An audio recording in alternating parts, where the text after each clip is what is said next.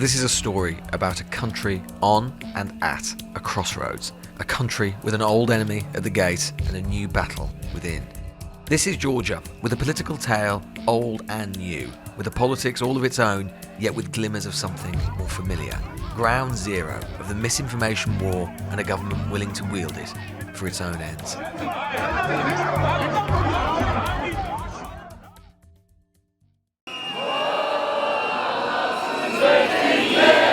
Georgia's story right now is a generational one. Its politics is the same. Every night, every week, the same story. Gen Zs, students, teenagers fill this square, fill Tbilisi's streets because they're yearning for something different. Glory to Georgia, fuck Russia. We want to have a European future. It's better to die and to be independent than to be a slave. Our parents, our grandparents, we are born in the Soviet Union, so we are raised in democracy. So I think we know much more about what freedom is. These demonstrations are mainly led by some of the millennials and mostly Gen Z because they have access to internet, they know English, and they can double check whatever the government is telling them. So that's why it is easier for them to call them on their lies and not believe the conspiracy theories that they want to spread. And it is hard to deceive them. That is what is helping us right now. Otherwise, we would be Russia. They have been here night after night after night, intermittently, one form or another, for basically a year. And far from going away, the sheer energy, the sheer pace of these protests is stepping up. And that is because they think that nothing less than the survival of Georgian democracy and their republic is at stake.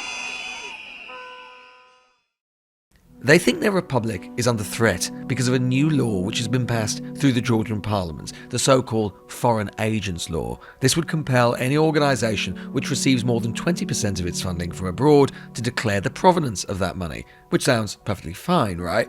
Well, yeah, except for the provenance of the idea. The fear among these organizations and journalists is that this law will be used to silence critics of the government, as it happened in Russia.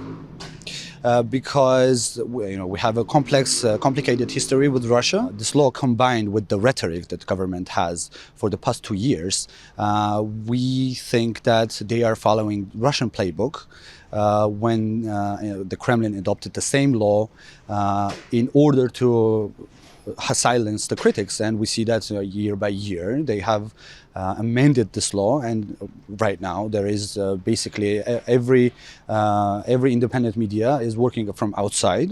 They're not kind of allowed to work inside the country, and we fear that the same thing could happen here. So one of the ways to understand this is that this is about the law being a proxy for the different sorts of country the different sides might want Georgia to be. The EU has made clear that the law could imperil Georgia's accession to the bloc. Why should everyone else care? Why should everyone else in the rest of Europe and the West care?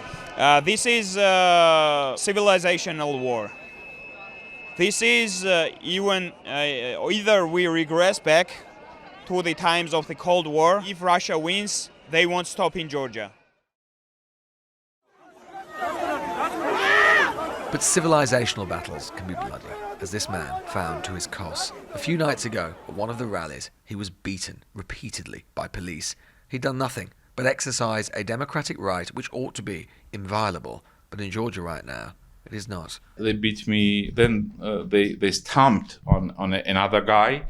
Then I said, "What are you doing?" And they stamped on me also. Plastic handcuffs, put me on the belly, and again they stamped on me again. Most of beating I received out of range of cameras and people. But it isn't even the violence which he finds most disturbing. Instead, it's the attitude, the radicalization of those who dispense it. Our government, I think, it gone bonkers. It's really gone crazy.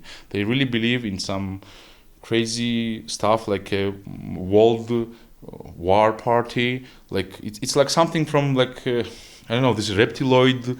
This people believe in reptiloid. Creating some world government and stuff like that. They believe conspiracy. Yeah. They believe in conspiracy theories. And this is where it all gets darker, and where Russia's hand is most keenly felt. Georgia is on the front line of the misinformation war. It is now a country being flooded with conspiracy. In the last few years, the country's prime minister and his billionaire oligarch patron, who owns a third of the country's wealth, have started talking about a global war party who control everything. The opposition, the protesters, the war in Ukraine, it's a politics of fever and bloodlust. And it just so happens that the Global War Party is exactly the language used by Putin and his propagandists. We asked the Georgian Dream Party about exactly this. Your Prime Minister has spoken of a global war party. What is a global war party? Freemasons, for instance. Right.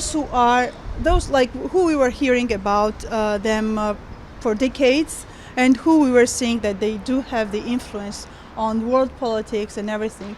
Today, when I am involved in foreign relations, and sometimes when I have the partnership and then they say that, well, you are okay and you are doing well, but then there is additional voice. So wait, sorry. So you think what are the Freemasons doing? You think the Freemasons are manipulating a global war? I'm just comparing it as a personality, like me personally, I'm comparing to it like Freemasons who are like a separate standing power who we do not know in person, right?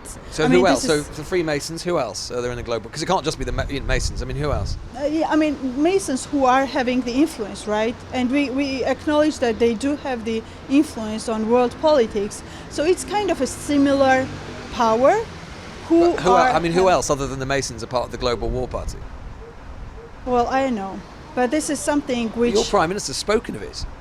Your Prime Minister's accused the Global War Party of manipulating the EU and the United States. So they must be very powerful. Who are having the influence. Yeah.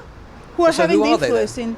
I do not know in person, but there is additional power who are having this influence. With respect, I mean... If your Prime Minister is accusing people, and there'll be a shadowy organisation which is concocting war on a global scale, which is affecting the EU, an organisation you hope to join, don't you think we ought to know who he means? Yes, definitely. And yet the political opposition in Georgia remains fragmented ahead of new elections due in October. This is the local headquarters of the Global War Party in the minds of the Ivanishvili government. The Ivanishvili government is casting the West as adversaries, and that is a clear shift for Georgian foreign policy. And he of course has been trying to sort of shift public opinion in Georgia and change the hearts and minds of Georgians through this kind of anti-Western propaganda, this insidious Russian type of messaging, which is right out of Putin's propaganda toolbox. But it hasn't happened, and that is the saving grace, I would say, for Georgia, for our country, that the Georgian people understand very well where Georgia's prosperous and peaceful future lies, and that is with the European Union. But here's the thing, it is more complicated than that. Yes, there are hundreds of thousands of young people out on the streets. They are powerful, they are inspiring, wanting a democratic, liberal European future. But there is another Georgia, one that happened to be on display not 24 hours after the first protest we were at. An older crowd, a more somber crowd, a more rural crowd, a more religious crowd.